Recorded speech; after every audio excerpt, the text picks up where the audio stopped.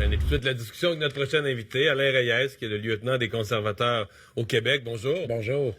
Donc, juste sur la date du congrès, avez-vous une idée là-dessus? Le congrès d'avril, ça, c'est vraiment vite, là. Hein? Oui, je dirais que M. Fillon il a l'air d'être très bien connecté. Ah ouais? Tous les scénarios dont il parlait sont assez réalistes. Donc, je pense que tout le monde... Juin ou septembre, avant ou après l'été, ouais. Mais il y a un message qui est envoyé par tous les membres du caucus, c'est qu'on souhaite que ce soit le plus rapidement possible pour que le chef soit nommé. Ça peut pas être dans 2 ans, là. Non. Puis je dirais même que septembre, automne, on commence à trouver que c'est long. Un peu tard. L'exécutif va se rencontrer très bientôt, puis on va connaître les règles du jeu.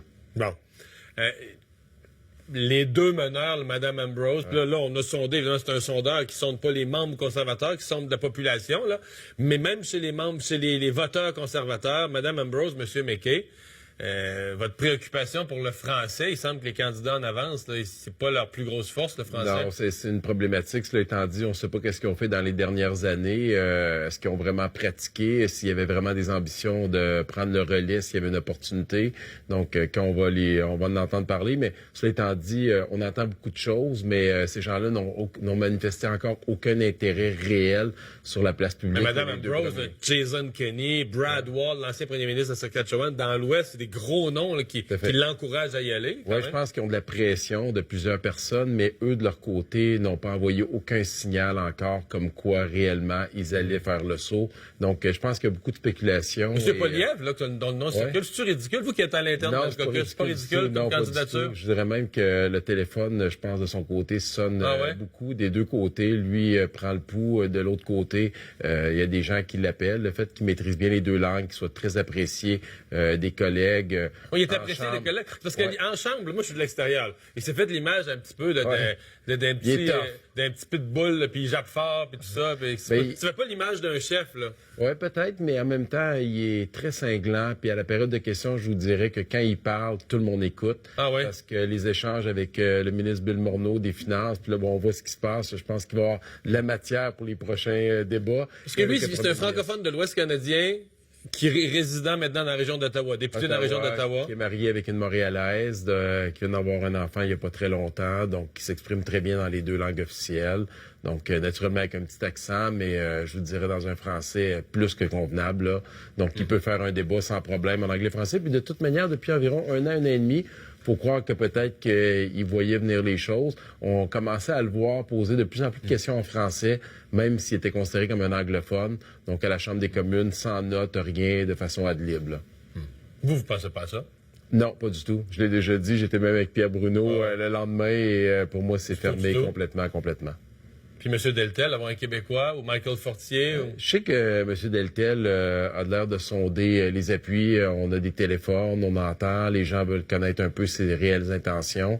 J'imagine qu'il va nous faire part très bientôt. Et vous, est-ce que ça vous plairait qu'il y ait un Québécois dans la course? Ben, c'est clair, mes 3 conditions, moi, sont sine qua non, non négociables pour supporter un candidat. Le maîtrise des 2 langues officielles, Gérard Deltel, les maîtrise très bien les deux. Il est très apprécié, Gérard, aussi dans l'Ouest canadien. C'est un défenseur de l'exploitation de nos ressources naturelles très fort, donc les gens sont conscients. Donc, ça pourrait être un très bon candidat dans la course si jamais il décidait de foncer. OK. Parlons de la mise à jour économique d'hier. J'imagine vos réactions, vos commentaires, là. Ben, tantôt, je vous ferez pas de surprise, là. Non, honnêtement, moi, je pense que toute personne que pour cette personne-là, la gestion des finances publiques, qui est préoccupée par la taxation, qui est préoccupée par la paperasserie et tout le reste, devrait voir des signes, des drapeaux rouges allumés en ce moment. On sent aucun signal comme quoi ça va diminuer. Tantôt, vous parlez, les gens, on dirait, on n'a pas conscience de c'est quoi des milliards, hein? Puis je me suis amusé ce matin C'est tellement gros, 26 milliards, 20 milliards, 30 milliards, c'est tellement gros que... Je me suis amusé à regarder pour que les gens puissent comprendre. Si quelqu'un est dans la région de Québec, là, ils ont vu le centre Vidéotron qui a été construit, là, qui coûtait 400 millions. C'est comme si juste cette année, là, on pourrait construire avec le déficit de l'argent que l'on n'a pas, que le gouvernement a dépensé, 67 arénas pour la Ligue nationale qu'on pourrait partir. Le déficit de cette année, c'est 67 centres Vidéotron. 67 centres Vidéotron. Puis là, ça fait 5 ans qu'on a des déficits comme ça là, jusqu'à présent. On va se mettre l'année prochaine, on dit qu'il va être plus gros. Exactement. Là, tantôt, vous parliez d'infrastructure. On voit pas comment ça se produit sur le terrain. On va prendre le pont Champlain, qui est un projet de l'ancien gouvernement conservateur. C'est, d'après moi, le gros projet d'infrastructure qu'on a vu au Québec dans les 5 dernières années de nos propres yeux, clairement. Ben, c'est comme si on construisait, on avait le potentiel de construire 7 ponts Champlain, juste avec le déficit de cette année, de l'argent que l'on n'a pas. Donc, la dernière baisse d'impôts qui a été annoncée, puis je pense que vous étiez pour, puis moi j'étais pour, on disait tous... On est tous pour les baisses d'impôts. On peut pas dire, on est contre ça, on va monter le seuil de... Mais, dans le fond, la baisse d'impôts, c'est tout avec de l'argent emprunté, là. Exactement. Totalement, ça veut dire que c'est nos enfants, nos petits-enfants, puis mon responsable des communications me disait hier, tu peux rajouter dans ta phrase les arrière-petits-enfants qui vont payer. Puis la baisse d'impôts de l'année prochaine qu'on se paye, nous, là. Exactement.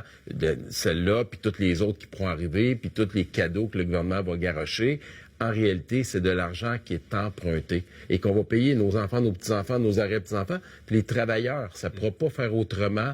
Il y a quelqu'un, puis là, on parle pas... Mais ça pogne pas, ce message-là. En campagne électorale, vous avez dit ça, là, puis vous faisiez répondre, vous allez couper quoi, les conservateurs, puis ça faisait peur au monde qu'il y ait des coupures. C'est une minorité de la population qui est vraiment intéressée par ça, les finances publiques.